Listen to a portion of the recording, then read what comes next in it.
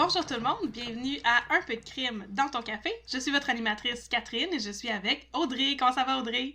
Ça va bien. Et toi, Catherine, comment ça va? Ça va bien. J'avais envie de chanter la bamba aujourd'hui. Est-ce qu'on fait ça? On peut chanter la bamba. Vas-y. Yes! La bamba.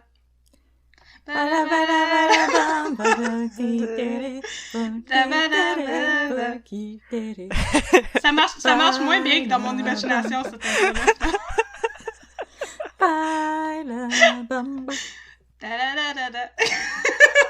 Non, c'est ça. Ça était plus fluide dans ma tête qu'on allait comme chanter la bamba puis ça allait être super naturel. Mais ça l'est pas. On manquait vraiment. de pratique.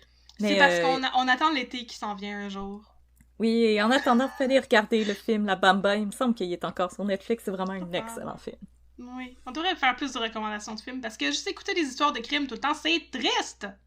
Oui. N'est-ce pas? C'est triste. Mais La Bamba aussi, c'est triste parce que Richie Valens est mort dans le même avion que Roy Orbison. Que Buddy Holly. Oui. Roy Orbison. J'allais dire Roy Orbison n'est pas mort. Roy Orbison est tellement mort. C'est vrai, j'avais oublié. Oui. Oh, Buddy Holly, non. pardon. J'allais dire c'est le matin, mais non, c'est l'après-midi. Bienvenue à Un peu de crime dans votre speaker. On vous parle de musique et on ne parle plus du tout de... C'est une blague. Alors, aujourd'hui, nous avons une invitée spéciale pour nous parler d'un cas très rocambolesque qui est lié à quelque chose dont on a déjà parlé. Alors, bonjour Mégane. Hey! Je suis revenue! Tu es revenue chanter la bamba avec oui! nous. Tu nous as jamais quittés. Je vous ai jamais quitté, je suis encore là. Tu es toujours T'es dans venu notre pour le cœur. café, t'es resté pour le crime. Voilà. Ouais, exactement. Ah. Alors, aujourd'hui, c'est toi qui vas nous faire une histoire de crime. Et nous avons, bien sûr, un café dont on aimerait parler aujourd'hui, n'est-ce pas? Ben oui. Je vais vous présenter mon café. Ah oui, vas-y.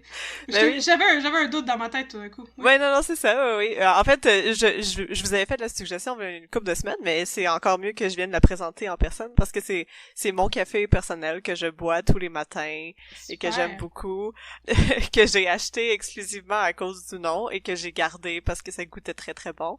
En fait, oui, c'est ça. C'est un café de Aga qui est une brûlerie québécoise, donc basée à Laval, et c'est dans leur café équitable biologique, donc le nom c'est le Orgasmo, on voit pourquoi je l'ai acheté. C'est ça, à un moment donné je me cherchais un café, et en fait l'étiquette était très suggestive parce que on peut y lire né sous le signe du plaisir, ce mélange est une explosion de saveurs, un plaisir exquis, plaisir une deuxième fois. Résultat du mariage des cafés cueillis dans la canopée amazonienne et indonésienne.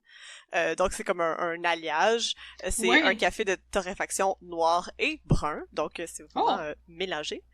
Et je dirais que c'est un café qui est excessivement bien balancé. Donc si vous voulez quelque chose pour vous réveiller le matin, mais avec un petit kick, on dit que c'est un café explosif et acidulé. Donc il y a vraiment justement toutes ces explosions de saveurs bien promises par l'étiquette, mais qui sont justement très bien balancées, très très crémeux, très agréables pour se réveiller en douceur le matin. Donc je vous le suggère, le Orgasmo de Aga, qui se trouve dans toutes les petites épiceries locales et biologiques et surtout les fruiteries.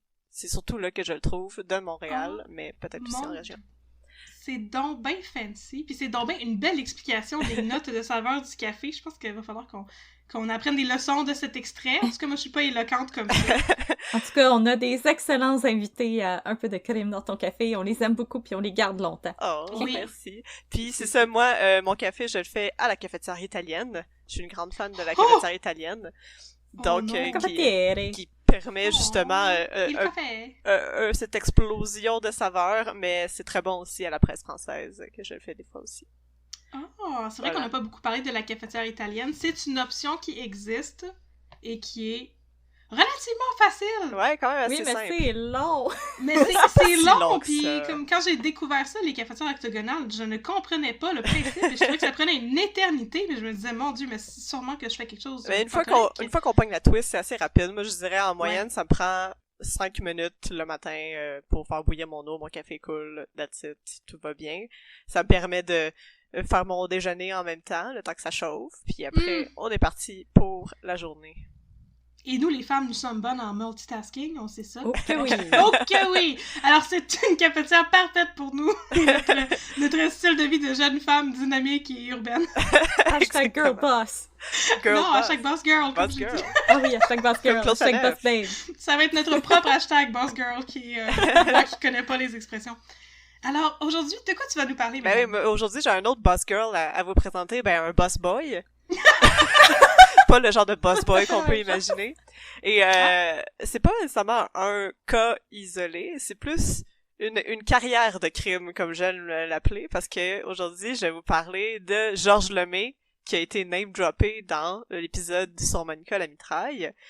Donc, ça se passe un peu dans les mêmes cercles, dans les mêmes années, mais Georges Lemay, qui est connu surtout pour un vol de banque qui a eu lieu à Montréal en 1961, mais qui est un peu une espèce de vedette du crime parce que il avait beaucoup de personnalité, Monsieur Lemay, puis on en parlait beaucoup dans les journaux, et il aimait beaucoup faire des entrevues aux journaux aussi, surtout à Le Petit Journal de Montréal, qui ont pas beaucoup de dossiers avec lui, donc qui racontent leur vie.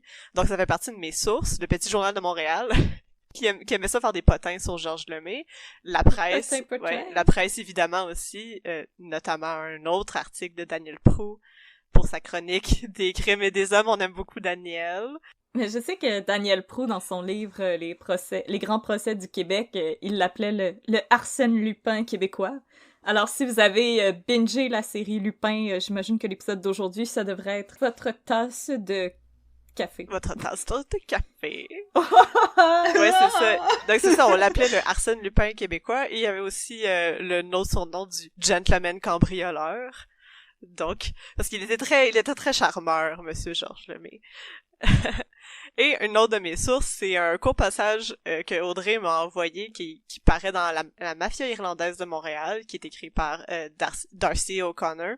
Donc paru en 2012. Merci Audrey pour ton envoi qui était ça m'a permis aussi de préciser certaines dates parce que comme les journaux de cette époque-là, il y avait comme un petit peu de la misère à avoir leur fait en ordre là. Donc des fois les dates, surtout des dates de naissance, c'est pas très clair. Ouais, fait plaisir, mais c'est tellement drôle parce que quand j'avais découvert ce cas-là puis que je l'avais mis dans la liste, j'en avais parlé à mon copain puis j'avais dit « Ah oui, Georges Larac, là, il volait des bombes. » Mon copain m'a tellement regardé. Whoopalaï! Je me suis trompée de Georges. Pardon, faut Georges pas, Larac, t'es non, une bonne c'est ça. personne. T'as fait le soleil de toi-même puis t'as mélangé les noms de famille. Mais non, Georges Larac il est vegan, il volerait pas des banques. Mais non, ils volent pas des banques. C'est un bon Mais c'est Jack. bien dommage parce que j'arrive pas à trouver de photos de Georges Lemay sur Internet. Vous savez que j'aime ça voir les faces des gens. Eh oui, non, mais je t'en ai envoyé une, il est en chest. Oh oui, c'est lui! Oui, Ah, c'est ok, lui, parfait. c'est Oui. ça. Bon, c'est Ils sont correct. beaux. On va revenir tantôt sur la J'ai photo pu en me gel. rincer l'œil un petit peu. Oh, oh, oh, oh. Eh oui.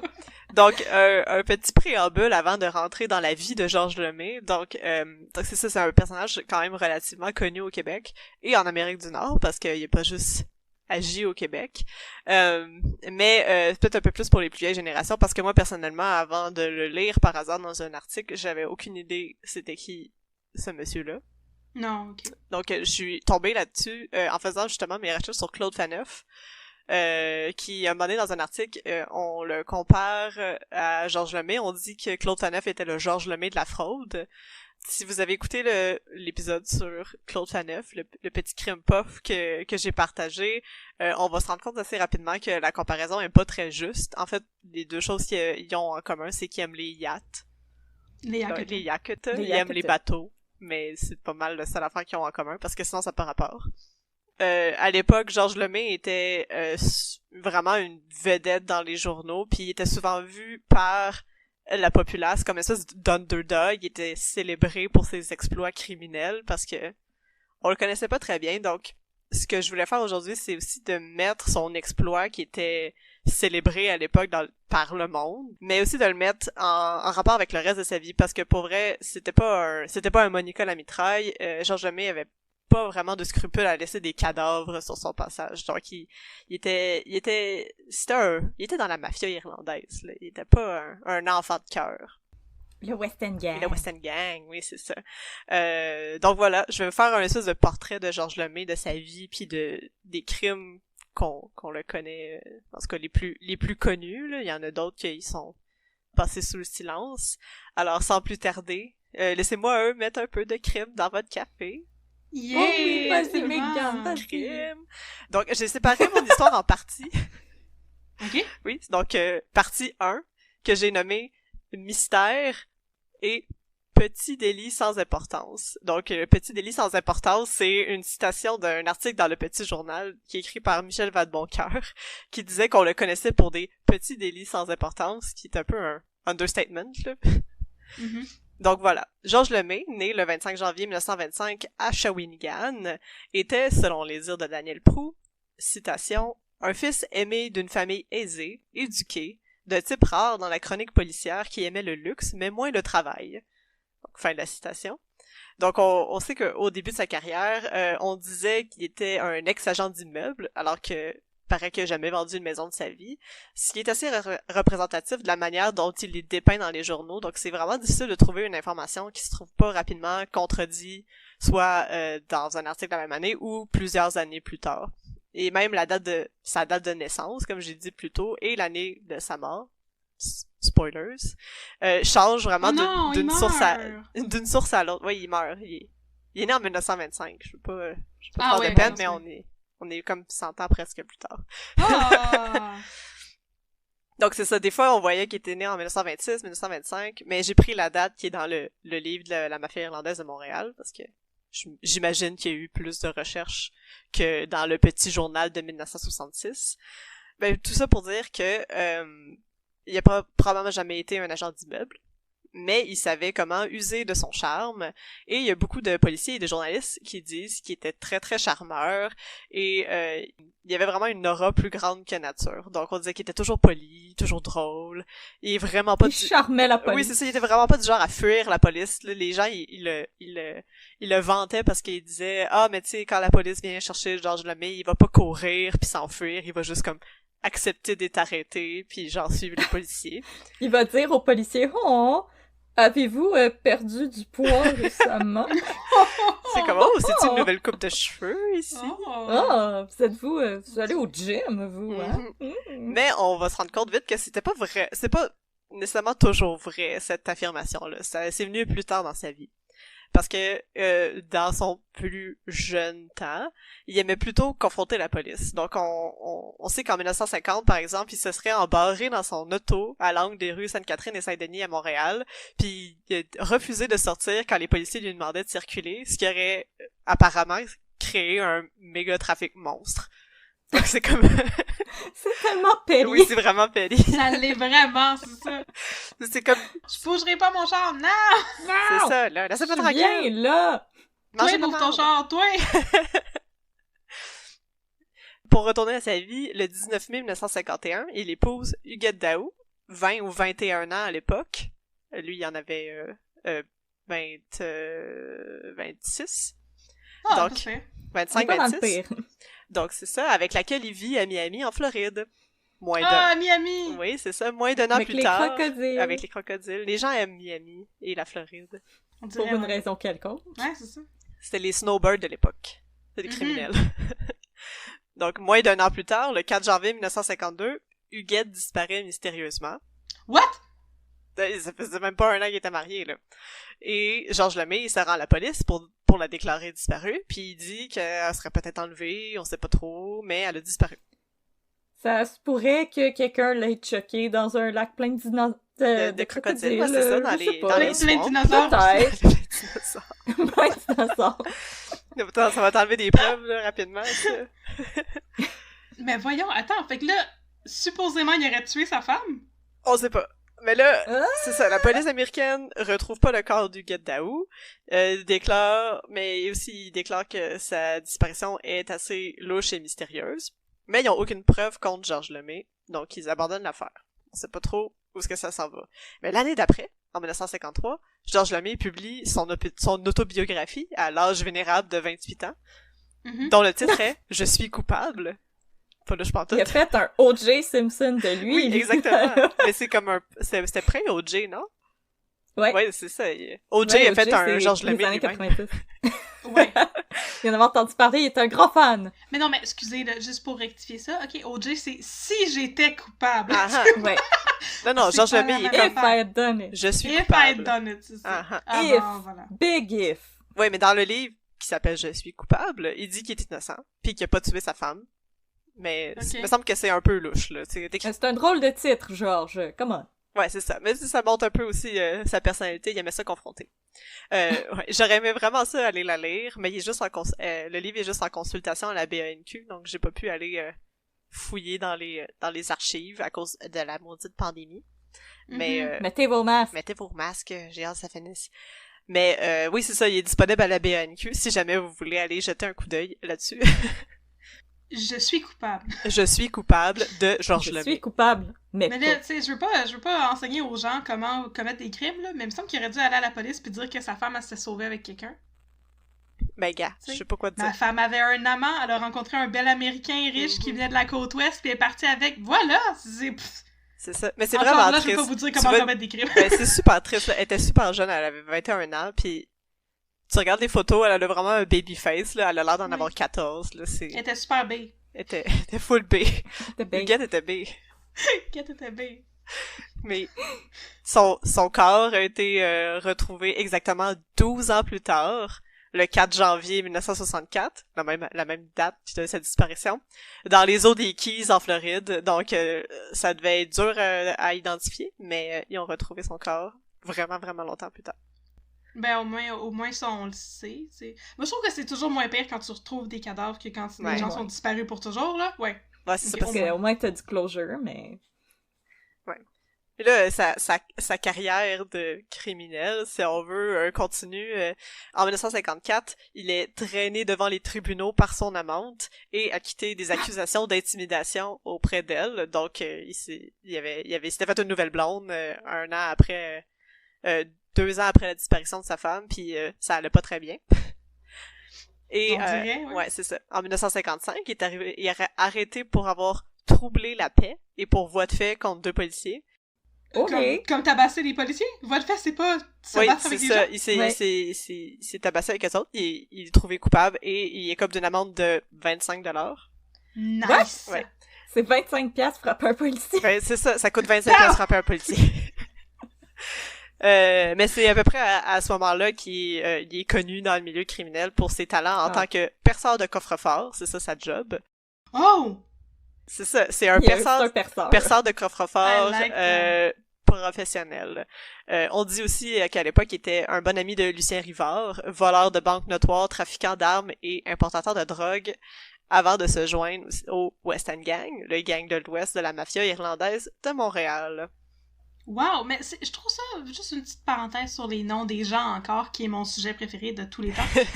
Me semble que tous les gangsters américains ont des noms plus cool que nos gangsters à nous, puis je trouve ça plate un peu. Lucien Rivard! Ouais, c'est super... On dirait un garagiste. C'est ça, ça se fond dans le décor. Il va faire ton changement d'huile, Lucien Rivard, là, il va pas te vendre de la drogue. Mais t'aurais pas Al Capone qui fait ton changement d'huile, tu sais. Non, ok. Ben oui. Donc, en 1957, c'est là qu'il effectue son premier gros vol de banque, parce qu'il en a fait des petits avant. Mais, donc, il avait recruté une équipe du West End Gang. C'est pas clair de savoir si c'est quelque chose qui a été commandé par la mafia ou pas, mais en général, les textes qui en parlent sont comme formulés de manière à distancer le vol de la mafia. Donc, ils disent que le cerveau de l'opération, ce serait juste Georges Lemay, pardon. Donc, en janvier 1957, le groupe l'idée par Georges Lemay, il aurait réussi à percer un tunnel sous la voûte de la Banque Royale située au centre d'achat Van Horn dans Outremont. Oh my god! Ouais. Où ils ont volé environ 2 millions de dollars en liquide, bijoux et valeurs mobilières, donc des objets qu'il y avait dans des coffres-forts. Wow! Ils sont Puis- passés par en dessous. Non, Puis ils sont partis des par des titres de propriété, j'imagine? C'est ça, les valeurs mobilières? C'est comme Ouais, c'est tes ça. titres de propriété? OK. Ouais, c'est ça. Environ 2 Nice. millions en 1957, c'était beaucoup d'argent, là. Oui. Mais c'était pas son plus gros coup, là. C'était son premier gros coup. C'est son premier gros coup. Fait que c'est basically comme Ocean Eleven, mais George Clooney est aussi un tueur de femmes. Oui, exactement.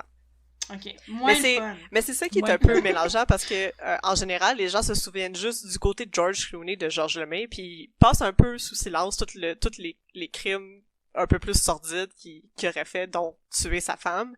Et aussi, la même année, après le vol de banque, le 2 juillet 1957, un des membres du West End Gang, Larry Petrov, donc qui venait de la C'est Roumanie, pas un joueur de hockey, ça. c'est aussi un membre du West End Gang de 1957. Larry Petrov. Ouais, qui était aussi Larry un Petrov. partenaire de crime de Georges Lemay dans le vol de la Banque Royale, disparaît mystérieusement alors qu'il est en liberté conditionnelle en attente de son procès pour possession de narcotiques. Le 10 juillet 1957, John Petrov, son père, signale la disparition de son fils Larry Petrov, et 10 jours plus tard après ce signalement-là, 2 femmes qui campaient au bord du lac Waro dans les Laurentides Oh, le lac Waro! font la découverte macabre d'une jambe humaine détachée du tronc qui fut identifiée plus tard comme étant celle de Larry Petrov. Hey, ça te scrape ta fin de semaine de camping, ça. Plus que des baringouins. Pas besoin d'avoir peur de marcher sur des algues quand tu vas te baigner dans le lac, hein. Il y a des jambes No. de mafiosos. De Zo. gangsters qui pop up. Au lac Waro. OK, je trouve ça très drôle. Ouais, c'est loin pareil, là. C'est très loin. Mhm. C'est- Elle a fait du chemin, cette petite jambe-là. Là. Eh oui. Rapidement, c'est ça, il soupçonne Georges Lemay d'avoir commandé l'assassinat de Larry Petrov, Ouais, mais... non, jamais, non. Non. Ah! Ça, c'est ça, concours de non. circonstances. Mais ils l'ont jamais arrêté par manque de preuves. Il a juste été arrêté pour port d'armes, mais il s'en est sorti avec une simple amende de 43,75 $. Mais c'est pire que frapper Hey, les policiers. Ouais, parce que t'as une port d'armes illégale. Ah! Ok, dans ce temps-là, commettre des crimes, là, c'était genre Ça coûte... pas si grave C'est ça, que ça. là. là. Ils ont volé C'est 2 des millions à la tapes sur le banque. poignet. Puis, C'est ça. Aujourd'hui, on a une amende de 1500$ si on prend une marche à 8h15. mhm. Mais je pense que c'est... Si on traverse la rue à mauvaise place. Aussi, ouais. Ouais, ouais, Ça, ouais. c'est 100$. C'est pas traverser la rue au Ouais, mauvais c'est ça, place. jaywalking, là, c'est pas mal plus cher que port d'armes en 1957. Donc, c'est aussi, je dis, ça met aussi en perspective par rapport à Monica Lamitraille, parce que Georges Lemay, qui était un fils de bonne famille et de bonne éducation, comme le dit Daniel Proulx, se tient avec des gens pas très très recommandables, mais c'est pas d'un concours de circonstances, par exemple, tu sais, la vie de Monica Lamitraille, c'était vraiment grandi dans la pauvreté, puis le milieu qui l'avait forcé, si on veut, à survivre. Donc, Georges Lemay le fait parce que c'est Ça y tente. un petit voyou. You Il do était you, bored. Georges Lemay. Ben oui, c'est ça. Il aimait ça percer des coffres forts. T'es hashtag boss boy. Hashtag boss boy. Donc, là, c'est comme un peu une première partie à, justement, pour nous amener à la partie 2, ce que j'ai nommé Chapitre 2. Chapitre 2. Une entreprise géniale et diabolique, comme le dit l'un des magistrats qui a présidé à son procès. Donc, Oh. le gros coup de Georges Lemay, celui pour lequel on le connaît le plus, c'est le fameux vol de la Nova Scotia Bank à Montréal. Donc, Nova Scotia Bank. Scotiabank. Oui, c'est ça, qui était aussi connu Ah. à l'époque, Banque de la Nouvelle-Écosse, mais qu'on connaît aujourd'hui comme la Banque Scotia. Ah, ben La banque qu'on Quand essaie on de regarde plus les souvent. annonces quand on va au cinéma. C'est ça, au cinéma, au cinéplex qu'à la banque elle-même. Ouais. oui, aussi. Mhm. Donc voilà, je vous inviterai à imaginer la scène. Fermez vos yeux, mettez-vous dans le mood. Vendredi soir du 23 juin 1961. C'est la veille de la longue fin de semaine de la Saint-Jean. On est à Montréal, à l'intersection des rues Sainte-Catherine et Saint-Alexandre, juste à l'ouest de la rue Bleury. C'est là où se trouve la succursale de la Banque de la Nouvelle-Écosse, Nova Scotia Banque Bank, Scotia. Banque Scotia. On peut imaginer, c'est ça, chaude soirée d'été, les touristes mangent sur les terrasses, il n'y a pas de pandémie, tout va bien. C'est la Saint-Jean demain, on va faire le party. Yeah, yeah, yeah. Grosse fin de semaine. Checker du monde dans le feu. Ah Chucky du monde dans le feu. Mon Dieu, c'est wild, vos Saint-Jean, vous autres! On peut pas ça, nous autres! On s'en va au méga projet. T'es les cowboys fringants. Oui, c'est ça, exactement! T'écoutes les gamins fringants pis tu bois de la Molson. Oui! C'est ça la Saint-Jean. C'est ça qui se passe. Ouais. Donc, à l'angle de la rue Sainte-Catherine, Saint-Alexandre, 5 hommes patrouillent le coin de rue en voiture depuis une demi-heure. Leur nom, André Lemieux, Yvon Lemieux, 2 frères, Roland Primo, Jacques Lajoie et Georges Lemay. Donc, une fois que Jacques... On dirait une gang de retraités qui s'en vont jouer au golf. Ouais, c'est ça. Non, c'est leur ligue de curling Leur ligue de de fin de bowling. semaine. Oui, c'est ça. La ligue de Balmol! Ça va jouer à Balmol! On va aller jouer à Balmol. Mais non, C'est on va dur pas chez jouer à les Balmol. épaules. Donc, c'est ça.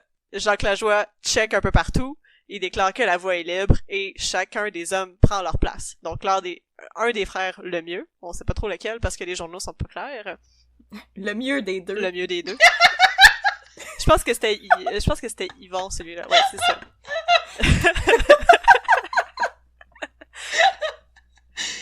Donc, c'est ça.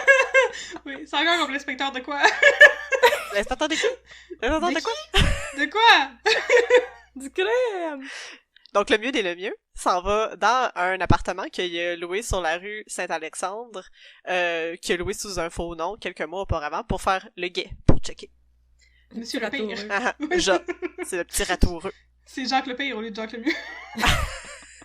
Jacques le moi, ça va aller. Le mais, Le bœuf. Jacques le mieux. bof. Living the dream. Coussi coussa. C'est ça. Ça allait correct.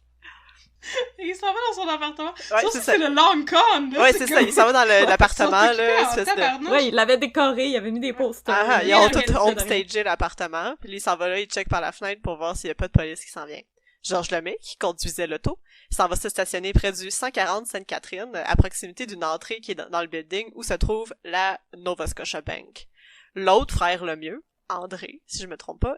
Le moins bon des le mieux. Oui, mais c'est le plus svelte, par exemple. Il est tout mince. Oh! Oh! Oh! C'est le mieux svelte. Il Et, pogne pas dans le vent. et Jacques Lajoie, ils sortent de l'auto avec leur équipement, avec des gros sacs de toile, des perceuses, des outils spécialement modifiés par Georges Lemay, perceur de coffres professionnel, pour passer à travers le béton, faire des trous. Ça sonne comme le gear de Nine Inch Nails on tour, mais... Oui, c'est ça. Des sacs de toile, des perceuses. Commandité par Rona. Clairement. De Home Depot. Rona, pour tous vos besoins, en Oui, vol de c'est banque. Ah, on va le ça. banque, on a Vol de des- banque on a des commandité par échelles. Home Depot. On a des Rona, perceuses. on vous taquine. Volez pas des banques. Anyway, ça c'est plus comme ça aujourd'hui. Si tu veux juste faire ça en 1961. Fait que le mieux svelte, puis la joie sort de l'auto, ils ont leur équipement, ils rentrent dans le building parce que le mieux avait trouvé une clé pour rentrer par en arrière. What? Donc, la clé, l'entrée du Après building... un terre! Ah, non, mais Ça- il s'était préparé. Major là. security breach, là, ça. Mais c'était pas une porte qui mettait dans la banque, c'est une porte qui menait dans Ah. un autre, en fait, c'est une manufacture qui avait dans le même building, mais qui était comme en arrière de la banque. Donc c'est comme le backdoor du building, mais c'était une autre manufacture, puis lui, il avait réussi à se procurer une clé d'une manière ou d'une autre, en jasant avec ses contacts.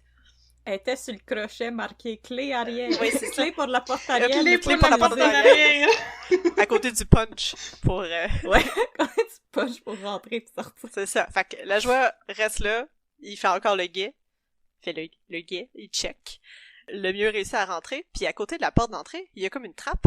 Puis quand tu ouvres la trappe, ça mène à un réseau de tuyaux souterrains qui vont jusqu'en dessous de la banque. Fait que là, le mieux étant le plus Voyons. svelte de la gang, il réussit à rentrer dans le trou, se voyons. squeeze là-dedans. Ils l'ont beurré un petit Ouais, peu c'est juste ça. avant, là. C'est-tu Ouais. le Shawshank Dans Redemption? le slip Qu'est-ce and que c'est? slide. Ouais. Voyons donc! C'est c'est ça. Ok. Le tuyau est en arrière d'un Là, poster de il Mickey. rampe, il s'en va, c'est ça, là, il a un petit poster de chat. Il rampe, il s'en va en dessous de où ce qu'il sait que c'est la salle des coffres-forts, puis là, il essaye de percer le béton avec tous les outils que Georges Lemay y a donné. Fait que là, il essaye de percer, nanana. Puis aussi, il faut mentionner qu'à l'époque, il n'y avait pas de système d'alarme, il n'y avait pas rien, là. Catherine a une question. Attends. Il est-tu dans le tunnel Là, quand il- il essaie de percer ou il est sorti dans une autre pièce? Non, il est dans le tunnel. Fait que c'est... Il est dans un tuyau.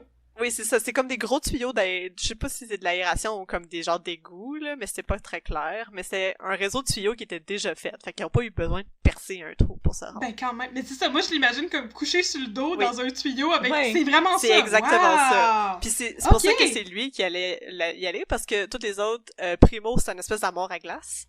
Comme, il était vraiment grand pis large. Continue de m'en parler. Ouais, c'est ça. Georges Lemieux, on dit qu'il faisait 5 pieds 4, 190 livres. Fait qu'il était pas super grand, mais il était quand même costaud. Il y avait de la bête. Il y avait de la bête. Il était plus large que haut. Oui, c'est ça. C'était un petit cube, là. C'est ma shape de corps préférée. Fait qu'on dit, toi, t'es le plus svelte, prends les outils, Vas-y, mon svelte. va te coucher dans les tuyaux, là, pis perce les trous. Mais voyons donc! Ça te tombe tout d'en face! Oui, il y a ces petites lunettes de sécurité, Donc, c'est ça. Fait que là, il descend, nanana, personne n'a l'air de se rendre compte de rien, mais là, il essaie de faire des trous, pis ça perce pas. Le béton, il est trop solide. Maudite perceuse du Home Depot. J'espère qu'il avait gardé sa facture du Rhône. Même custom, même si c'était tout modifié par Georges Lemay, perceur de coffre-fort professionnel, il y avait rien à faire. Fait que là, après 2 heures, le mieux svelte. 2 heures. Oh my god. C'est ça. Après 2 heures à essayer de faire un trou, il sort de là, puis il est comme, ben gars, les boys, ça marche pas, va falloir qu'on vienne.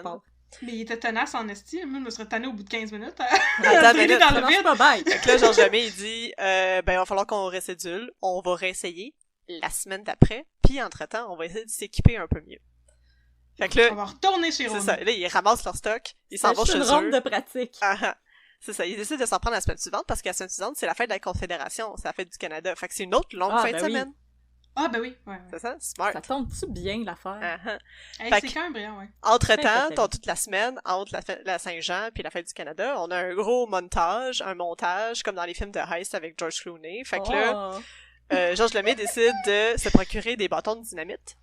Donc, qui coupent en deux dans le sens de la longueur pour éviter que ça se fasse une explosion grosse, mais comme plus contrôlée.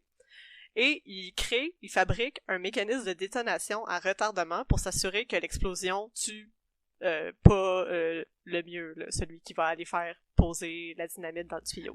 Ben, il est bien mieux. Lui, il devait être down, là. Il était comme, merci, Georges, de t'assurer que je mourre pas.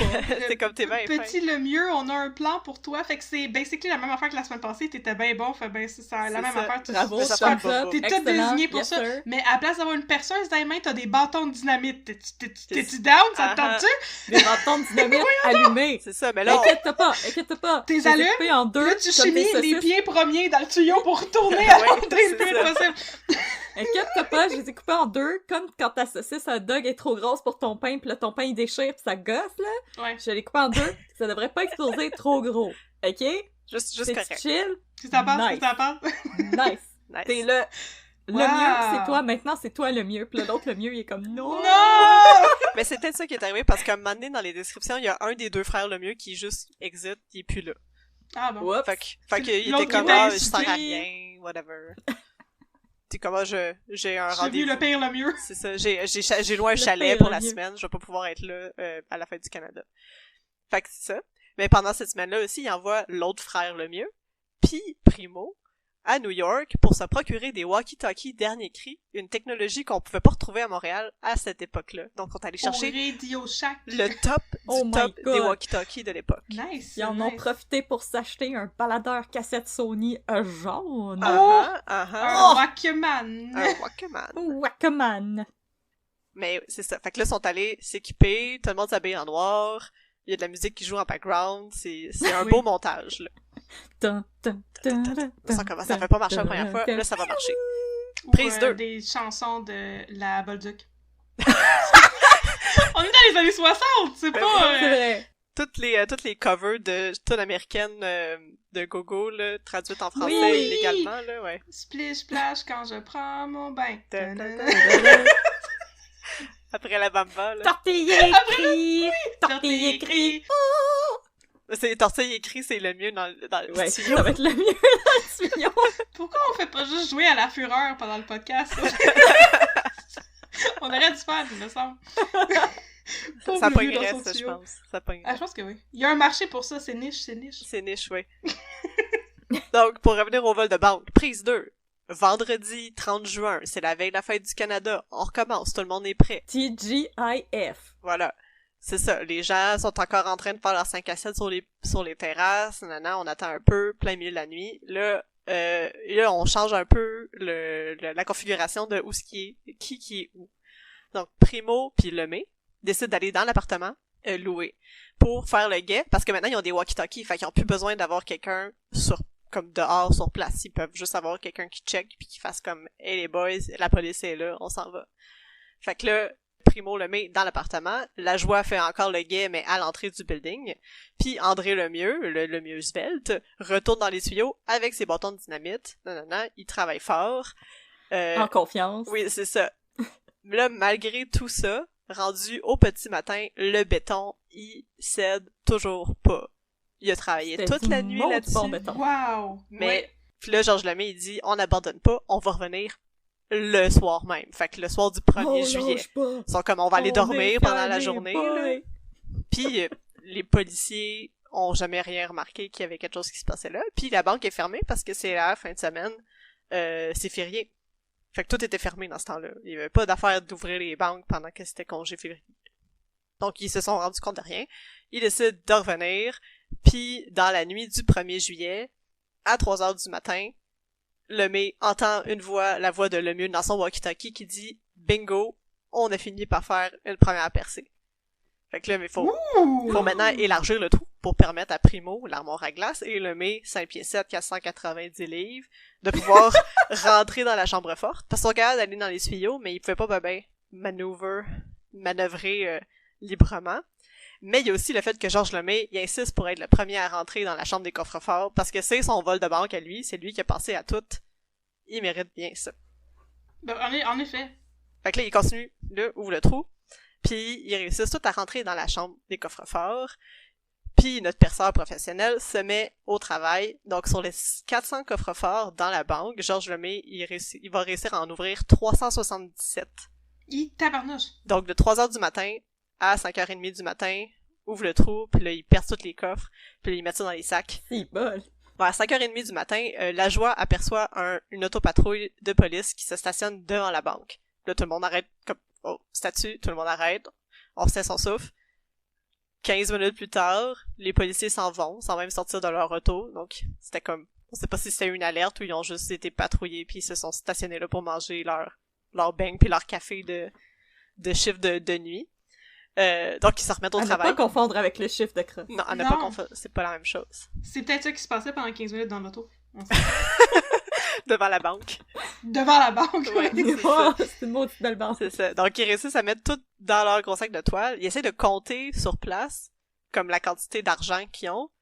Puis, il y en a tellement qu'ils sont comme, là, il y en a trop, on va falloir qu'on fasse ça plus tard, parce que le soleil est en train de se lever, puis il faut qu'ils s'en aillent. Puis là, ils décident de s'en aller vers 7h du matin. Personne ne se rend compte de rien.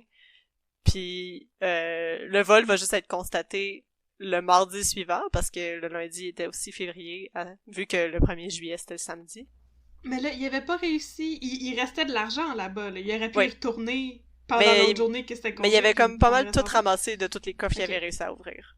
Ok. C'est comme une espèce de looting complètement frénétique, là, où ce qui pitchait de l'argent dans des sacs, puis on va compter ça plus tard, là. Pas le temps de faire des maths! Ouais, 377 coffres, c'est quand même énorme. C'est une bonne moyenne, c'est oui. pas que... Donc, c'est ça. Puis ils ont tous repassé ça par les tuyaux. Oui, les sacs de toile. Hey, c'est vraiment du travail, là. Ils ont beaucoup de... C'est tout Motivation. à leur honneur. Ah, c'est oui. tout à leur honneur. Good job, Ouais. les boys. Ouais. Belle ténacité. Ouais. Donc, la Nova Scotiabank estime que les pertes sont environ à 528 000 $, mais il faut mentionner qu'ils n'étaient pas obligés de révéler toutes les pertes au public. Donc, il y a des experts qui ont fait des recherches puis qui estiment que le vol pourrait plutôt s'élever jusqu'à 3 ou 4 millions en argent comptant, bijoux et valeurs. Donc, Wow. Oh my god. en argent d'aujourd'hui, ça fait entre 26 et 35 millions. Mais c'est pas pire pour Quand une même, équipe de 5 hommes, là. Ouais. Un bon hit. Un très bon hit. 6 mois plus tard, la joie, Primo et les deux frères Lemieux se font arrêter pour le vol. Tata. Oh non, les deux frères Oh Lemieux! non. En fait, Ah. c'est Jacques Lajoie qui aurait décidé de contacter la police pour dénoncer ces conspirateurs parce que sur les 10 000 $ qui avaient été promis par Georges Lemay pour son aide dans le vol de banque, Lajoie aurait juste reçu seulement quelques milliers de dollars. Donc, ça se contredit un peu les chiffres, là. Il y en a qui disent 2500 ou 7500, mais il n'y a pas eu sa cote. Il était fâché. Jacques Lajoie, c'était Jacques le Salty, finalement. Il était salty en titi, là. Lui, il était juste devant la porte, là, puis il a pas eu sa paye. Donc, il était pas mal frustré de s'être fait avoir de même. Il décide de dénoncer les autres. Donc, Primo et André Lemieux, qui ont reçu leur paiement de 65 000 $ chacun, parce qu'ils ont, surtout André Lemieux, il a tout fait la job, là. Ouais. Donc, ils sont arrêtés et emprisonnés et ils reçoivent respectivement 13 et 6 ans de prison. Jacques Lajoie, parce qu'il a aidé les policiers, puis aussi il avait passé 11 mois en prison pendant son arrestation, il est juste libéré parce qu'il est pourtant servi, dans le fond. Mais le problème, c'est qu'on n'a aucune nouvelle de Georges Lemay, ou, comme on l'appelait à l'époque, le beau Georges. Oh! Il l'appelait de même, là. C'est ça, dans Le les beau journaux, là. C'est ça. Ben Il est où le beau voyons donc. Georges? Oh! Oh. On Son sait pas visage il est me où. manque. On sait que c'est lui qui l'a fait parce que Jacques Lajoie l'a dénoncé, mais on sait pas il est où. On sait pas il est rendu où. Puis c'est lui qui est parti avec tout le reste de l'argent. Donc s'il C'est le m'amène beau Georges Clooney. le beau Georges. Parce qu'il m'amène à la partie 3, la chasse à l'homme. Oh! Oh, ta! Oh! Fire up les hélicoptères, on y va! Yeah, yeah! Ben oui. Chasse à l'homme. Donc, le beau Georges, qui a quitté le Québec depuis, donc on soupçonne qu'il est quelque part dans le sud des États-Unis à bord de son luxueux yacht. Attends, Le je vais utiliser yacht. mes talents de Maria Duval, là. Je pense qu'il est en Floride. Penses-tu? Donc, son yacht de 43 pieds, qui était vraiment moins impressionnant que celui de Claude Faneuf. Que le qui était yacht de 300 c'est ça, 300 C'est un pieds. yaketa de pauvre. Qu'il avait C'est nommé... vraiment un yacht de Ouais, pauvre. c'est ça. Il l'avait nommé le Triana. C'est le nom Oh, du bateau. oh, oh. Mhm. On n'arrive pas à le trouver. On est sans nouvelles du beau Georges. Il l'a caché en arrière d'une Uh-huh. plante. Puis, Il l'a caché en arrière d'un plus gros Yakota. il est en arrière du Yaketa de Claude Faneuf. Oui! Non, il était pas encore parti. En 1965? Non, ok. C'est ça, il était pas encore parti. Donc, il se ramasse, le beau Georges se ramasse rapidement en tête de toutes les listes des personnes les plus recherchées, autant les listes québécoises que américaines. Donc, la GRC est sur son cas, le FBI est sur My son God. cas, on sait pas il est où. Qui était aussi sur la liste des plus beaux hommes du Québec. Oui, aussi. Oh non, pas la liste. Ça, des c'est plus Roy beaux hommes Dupuis du qui va Québec. jouer Georges Lemay dans le film. Oh. Donc, c'est juste en 1965, en pleine guerre froide, rappelons-le, qu'il se passe un événement historique dans l'histoire des télécommunications. Le satellite Early Bird, ou oiseau matinal, comme on l'appelait en français, est maintenant opérationnel. Donc, grâce à ce satellite-là, on peut diffuser rapidement des images et le portrait de Georges Lemay est partagé plus rapidement et plus largement par les médias parce que son portrait a été diffusé dans l'émission spéciale qui inaugurait la mise en fonction du satellite lui-même. Donc, en fait, une émission spéciale, en fait, comme, maintenant, grâce au satellite oiseau matinal, on va pouvoir trouver des criminels, dont Georges Lemay. Puis là, Donc lui, y a-tu c'est quelqu'un qui ça. l'a vu? Là, sa photo est diffusée tellement beau. sur tous les téléviseurs de l'Amérique du Wow. Nord. Puis là, tout le monde est comme, il est ton beau Oh, ce le monsieur beau Oh, c'est Georges, le beau Il est pas Georges! si beau que ça, en plus. C'est pas mon genre. J'aimerais ça pouvoir enregistrer puis faire pause. C'est ça, juste checker la photo du beau Georges. Mais c'est ça, ça a permis, quand même assez rapidement, qu'un citoyen de Fort Lauderdale, en Floride, Non! Vous ne pouvez rien me cacher, ils le monsieur. reconnaissent dans la marina à Fort Lauderdale, où ce que son yacht était stationné, amarré, puis lui, il vivait sur son bateau. Donc, le FBI s'en va dans la marina à Fort Lauderdale, puis il l'arrête le 6 mai 1965. Nice! Donc, c'est pareil. Il était pas autant smart que Claude Faneuf. Effectivement, tu prends ton Fallait Yakota que t'ailles au tu t'en vas milieu de ailleurs. l'océan pis tu bouges pas. Mais c'est ça, mais c'est à cause du satellite. Parce que pendant son arrestation, Georges Lemay demande comment ils ont fait pour le trouver, parce qu'il dit Ouais. je commets rarement d'erreurs, comment vous avez fait pour me trouver? Puis là, il y a quelqu'un qui dit c'est à cause du satellite, puis il était comme haha, il a fallu un satellite pour me trouver. Il était vraiment, vraiment fier d'être le premier criminel à être arrêté grâce à la technologie satellite. Il est vraiment Ok. très fier, ouais. Ok! Ben, écoute, Ben, tant mieux pour lui. il a l'air un peu arrogant aussi, c'est comme... Ouais. Non, En définitivement. plus, ça Vous prenait avez des besoin machines d'un pour me robot? trouver, j'avais vaincu les hommes. Donc, il l'enferme dans la prison du comté de Dade, en Floride. c'est pas très clair à ce moment-là parce que on dit qu'il a accepté un traité d'extradition au Québec pour éviter un procès à Miami. Mais en même temps, à la même époque, on a appris plus tard, parce que son incarcération a duré quand même assez longtemps, là, presque 1 an. Puis, en fait, plus 6 mois. Puis, à ce moment-là, le Québec a dit qu'ils ont jamais reçu de demande d'extradition. Fait qu'ils étaient comme juste dans une espèce de no man's land dans la prison à Miami. On sait pas trop qu'est-ce qui s'est passé. Mais pendant qu'il était incarcéré en Floride, le 2 juin 1965, il décide de se marier avec sa partenaire de l'époque, Lise Lemieux, qui était une des frères d'André Lemieux, et on soupçonne qu'elle a aussi participé parce qu'il disait qu'elle était comme la secrétaire de la gang. Oh my C'est un god! des Lemieux avec une perruque! Ouais, c'est ça. C'est ça. Donc, Lise Lemieux, avec laquelle il y avait déjà un enfant, une fille. Oh non! C'est sa concubine. Oui, c'est sa concubine, mais là, il voulait se marier. Puis là, lui, il est en C'est prison. la famille Lemay le mieux. Le mieux Lemay.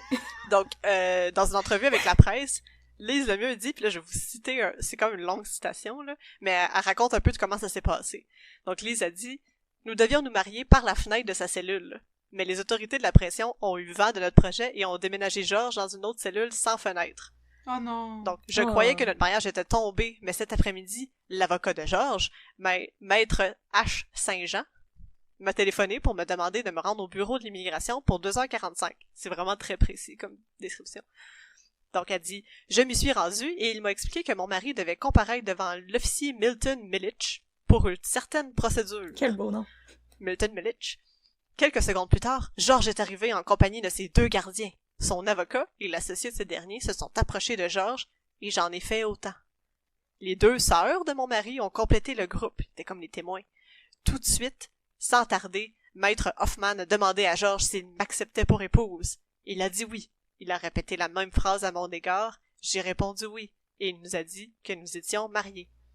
Oh, c'est tombé une belle histoire! Puis ils se sont embrassés. Puis là, Lise Lemieux affirme qu'à ce moment-là, Georges Lemay aurait explosé de joie en criant « L'amour est plus fort que la police! » Je veux ça sur un t-shirt! Moi aussi! L'amour est plus fort que la police! Wow! Puis il avait raison, ils se sont mariés en prison. Mais moi, je pensais que vu qu'il se marie dans une prison en Floride, que c'était genre un alligator qui fume du crack. Presque. Un alligator qui sniffe des bats de salt.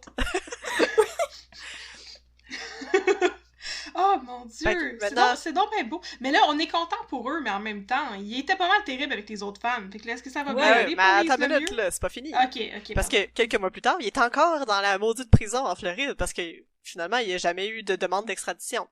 Le 21 septembre 1965, on apprend que Georges Lemay s'est évadé de la prison du comté de Dade. Sweet! Ah oui. Sweet! Daniel Prou raconte dans sa petite chronique que c'est vraiment une nouvelle qui a été célébrée partout au Québec, comme les gens ils étaient vraiment heureux que ce soit fait. Pour vrai? Oui, ils étaient comme, oh my God! L'amour est plus fort que la police! L'amour est plus fort que les États-Unis! C'est vrai. Oui, mais là, on essaie de comprendre qu'est-ce qui s'est passé, comment il est fait pour s'enfuir.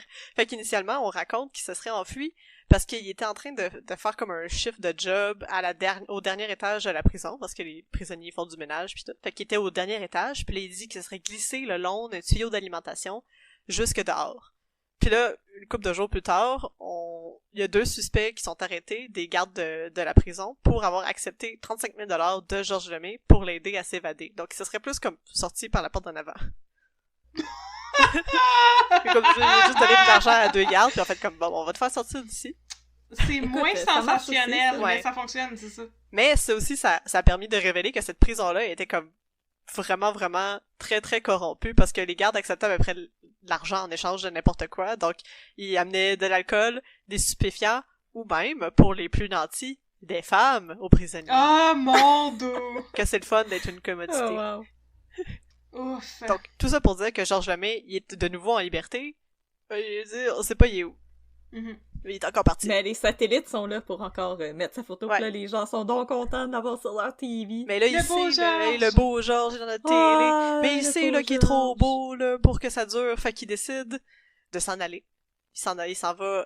On sait pas trop où est-ce qu'il s'en va. Au début, on pense que il se serait réfugié, pour citer un titre d'un article dans la presse, chez son ami Castro. Donc, on pense qu'il est à Cuba. Oh. Ouais, c'est qui s'appelle Castro? Ah, c'est Castro. Oui, ce Castro-là. Ah oui! Ah oui! Comme j'en ai entendu parler. Je sais pas pourquoi il serait ami avec Castro, là. il était pas... Il a offert une boîte de cigares, pis là, les deux étaient comme... on est pas chumés. Mais en réalité, Georges Lemay, il passe les premiers mois de sa nouvelle liberté en compagnie de sa femme, sa vraie femme maintenant, et de son enfant, puis à New York. Donc, on apprend qu'il se promenait toujours dans la rue avec des lunettes de soleil, et Lise Lemieux lui rasait la tête tous les jours pour éviter qu'il se fasse reconnaître. C'est quand même bon, ça. Ben oui, ça... Il s'exemple, Monsieur Net. Oui. Les gens, ils se déguisent pas beaucoup d'habitude quand ils sont en cavale, mais c'est effectivement une bonne stratégie. Oui. Ça a marché, ça a bien marché pendant quelques mois, mais à un moment donné, il s'est rendu compte, il a vu quelqu'un qui connaissait un peu de loin, l'autre personne n'a pas vu, il a fait comme « Oh my god, je suis plus en sécurité, faut que je m'en aille ». Fait qu'il décide de partir pour Los Angeles, mais pour rapidement finir par déménager à Las Vegas, parce que c'était un grand fan des jeux de hasard. Et où il a probablement dépensé une bonne partie de sa fortune aussi dans les casinos à Los Angeles. Pas à Los Angeles, à Las Vegas. Malheureusement. En regardant les shows de Céline. En regardant les shows de Céline, puis de... Et du Cirque du Soleil. Oh, et de Wilfrid Roy. Les magiciens de Las Vegas. Oh, c'est de la magie. La magie de Las Vegas. Las Vegas. Yeah. La magie dans nos campagnes. Mais oui. Malheureusement, son amour du vice et des jeux de hasard le mènera à sa perte parce qu'un touriste montréalais en vacances à Las Vegas le reconnaît et alerte immédiatement les autorités. Il est donc arrêté de nouveau par le FBI le 19 août 1966 au Golden Nugget de Las Vegas, en compagnie de sa femme.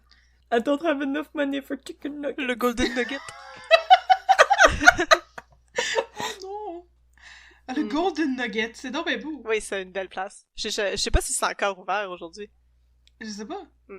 Donc, ils sont arrêtés par le FBI encore. Et Georges Lemay ainsi que sa femme sont incarcérés parce qu'elle était un complice dans, justement, toutes ces affaires. Georges Lemay essaie pas de se faire sortir de prison, donc il peut pas nécessairement payer sa caution, mais il fait beaucoup d'efforts pour essayer de faire sortir sa femme de prison, parce que c'est pas un endroit pour les femmes, selon lui. Mais dans les articles qu'on peut lire dans le journal, parce qu'il faisait beaucoup d'entrevues au téléphone avec des journalistes, les deux aimaient ça parler. Lise Lemay dit qu'elle est très très bien traitée. À un moment donné, il y a même un article sur... Elle avait fait son party de fête dans la prison, puis là, il voulait manger du gâteau. Puis là, elle pouvait pas partager son gâteau avec Georges, fait qu'elle en a envoyé un morceau. C'est comme un super long article sur comme toutes les... son party de fête, c'est ça, je vais faire le gâteau, puis il fallait qu'il scanne le gâteau au rayon, je sais pas quoi, là, pour s'assurer qu'il y avait rien dans le gâteau, puis qu'il était pas en train de se passer des affaires. qu'il y avait pas de lime comme dans Lucky Luke. Oui, c'est ça, un lime à ongles. C'est les Dalton. Eh oui. Puis le couple va être rapatrié à Montréal au courant du mois d'octobre 1966. Sa femme et sa fille sont en liberté, mais Georges Lemay va être enchaîné de partout pour s'assurer qu'il s'évade pas encore. Puis il va être en prison pour 1 an avant son procès. Donc, partie 4, le procès. Ah! OMG! OMG. Je vais pas aller ben dans le détail du procès, là. Donc, c'est juste 1 an plus tard, 1 an d'attente, le 30 octobre 1967, que va commencer le procès de Georges Lemay pour le vol de la Nova Scotia Bank en 1961. Donc, il a réussi à s'évader quand même assez longtemps. Mais les conséquences le rattrapent. Donc, c'est ça, je vais pas entrer dans le détail dans le procès, je voulais juste souligner 2 anecdotes qui sont quand même assez cocasses, mais ça montre un peu aussi quel genre de procès on a eu à faire. La première anecdote, c'est quand Georges Lemay était en attente de son procès, il y avait comme des délais encourus parce que le juge, je me souviens plus exactement pourquoi, mais il y avait des problèmes avec le juge, puis il avait envoyé un télégramme au juge pour lui dire que, comme de se grouiller, là, comme c'est long, me semble que... Donc c'est ça, il était très cocky, il envoyait des télégrammes au juge pour faire comme « Hey, j'ai hâte à mon procès! » Ben voyons donc! Il était comme « C'est long, là, j'ai hâte de me faire juger! » Je peux savoir mon procès, je veux pas manquer District 31! C'est comme, j'ai des choses à faire, j'ai une vie de crime à vivre! C'est tout un numéro, ce genre! J'ai d'autres crimes à faire, moi, là! Oui, c'est ça!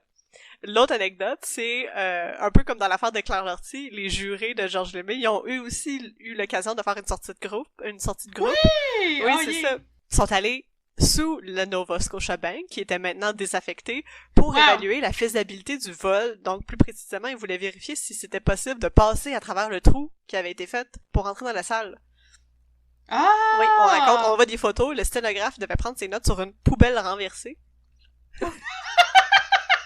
On s'arrange avec ce qu'on a. Il arrive avec sa machine, pis il est comme, bon, où est-ce que je me mets? Pis ils sont comme, puis flippes une poubelle, go! Go, go, go! C'est comme ça, c'est ta table. Wow! Là, il y avait tous les jurés qui étaient là. Puis, les deux avocats, donc, maître Léo René Maranda, l'avocat de Georges Lemay, et l'un des procureurs de la couronne, parce qu'il y en avait deux, mais maître Stephen Cudahy. Donc, les deux étaient très... C'est beau, non? Cudahy? Ouais, c'est ça. Et les deux étaient très sveltes, donc ils ont pu facilement passer par le trou de la porte qui menait au tuyau, puis là, après, pour aller sous la terre. Puis, mais le juge Trahan, qui était un peu plus corpulent, comme les journaux le disent, il a eu un petit peu plus de misère à passer, mais il a réussi à le faire pareil. Ah! Ils ont mis un petit peu de beurre. Il a réussi à squeezer son booty pour fitter dans le trou. Ça, il voulait rentrer dans le trou. Mais il a réussi à y aller pareil, il a passé sa bédaine dans le trou. Fait que les procureurs de la couronne étaient à peu près contents de cette expérience-là. Il y a eu d'autres petites expériences aussi qui étaient pas très très concluantes. Et dans l'article de journaux, il disait aussi, je sais pas si c'était sûrement très romancé, là, mais il disait que Georges Lemay regardait tout le temps par la porte parce qu'il pensait à s'évader. Puis là, la police était comme, non! Tu peux pas t'en aller. Non! Puis il avait tout enchaîné comme Harry Houdini qui essaie de se défaire d'une camisole de force. Exactement. Il était comme dans un coin comme... Ça va partir! Donc, le petit field trip, il a duré un peu plus que 2 heures dans la place désaffectée. C'est vraiment trippant comme idée, j'aime ça. Je sais pas s'ils font encore ça, hein, des petits field trips de même, là. Ah, ça doit. Pour aller voir des scènes de crime, ça doit. Ouais. Puis finalement, ça n'aura pas de bien servi à la défense de Georges Lemay parce qu'il va être déclaré coupable et condamné le 24 janvier 1969. Enfin, c'est un long procès, là. À 14 ans de prison, desquels il n'en fera que 8 parce qu'il va être libéré en 1977. But why, though? But why, though? Pour commettre plus. Et il disait qu'il y avait sûrement bonne conduite, là, ce genre de choses-là. Là. Mais là, je veux pas médire hein, sur le compte de Georges Lemay, mais il me semble que faire des cambriolages, c'est comme le genre de crime où t'as vraiment des chances d'être un multirécidiviste, là. Ben, en plus, c'était pas son premier. Plutôt pour bonne conduite. Non, c'est ça. C'est clair qu'il va recommencer. C'est pas beaucoup de prison, déjà. Donc, c'est ça. Okay. On a jugé qu'en 1977, il avait servi le temps jugé nécessaire pour bien apprendre. Donc, Georges Lemay sort de prison, un homme nouveau, et finit les vols de banque parce que, pour de vrai, il en fera plus d'autres. À la place, il décide de se recycler, comme beaucoup le feront des criminels à l'époque, selon les spécialistes, dans la confection de stupéfiants. Ah! C'est pas bien mieux! Non, il est rentré dans sa phase Breaking Bad. C'est ça, il est allé Breaking Bad. Donc, le 26 janvier, j'ai oublié de le dire, c'est notre partie 5, que j'ai nommé pré-retraite et réajustement de carrière. Nouveau choix de carrière. Ça existe, hein? Il devait être rendu proche de son midlife crisis, là. Ça arrive à tout le monde. Ben oui, c'est ça. Le 26 janvier 1979, donc 2 ans après être sorti de prison, il est arrêté de nouveau, cette fois par la GRC, en compagnie d'un dénommé Pierre Quintal, dans un entrepôt de Rivière-des-Prairies, donc dans lequel il fabriquait du LSD. Oh, ouais! C'est ça! Il voulait se lancer dans la carrière. C'est une arrestation qui est faite après 1 an d'enquête, donc il avait déjà ouvert une enquête en 1978 parce qu'il surveillait les allées et venues de Georges Lemay, évidemment, puis là, il voyait qu'il avait volé puis trouvé du matériel qui était justement nécessaire dans la confection du LSD, donc ils ont fini par les pogner sur le fait pendant qu'ils faisaient leur première batch de LSD, donc il avait même pas réussi à en faire. C'est ça, il avait même pas eu réussi à en faire pour de vrai, là. Il y avait du L, du S pis du D. Mais c'est ça qu'il avait volé pour faire leur LSD. Même pas eu le temps de mettre un album de Led Zeppelin pour la tester. C'est ça. Mais oui. Mais là, le body count de Georges Lemay continue parce que le 9 mai 1979, alors qu'il était en liberté conditionnelle, Pierre Quintal était abattu par plusieurs coups de feu devant le 10-30 rue Chérier à Montréal. Dans le 10-30? Non, le 10-30 rue Chérier. Non, je sais, c'est une blague. Le 10-30. Donc, au moment où Pierre Quintal sortait du bureau de son ancien avocat, Frank Schuffy, donc, il avait rencontré Frank Schuffy dans la journée et 2 agents de la GRC pour leur donner un enregistrement téléphonique d'un appel qu'il y avait eu avec Georges Lemay. Donc, après ça, Pierre Quintal est allé souper le soir même avec un dénommé Joe Lefebvre qui voulait s'assurer de sa présence au procès. Et on pense que Georges Lemay aurait voulu se débarrasser de Quintal Et il l'aurait abattu après son souper. Donc, il a eu le temps de manger. C'est quand même bien. C'est Oh, gentil. c'est gentil, ça. C'est ça. Ils sont allés au restaurant Chérien, en plus. Juste en face. Oh!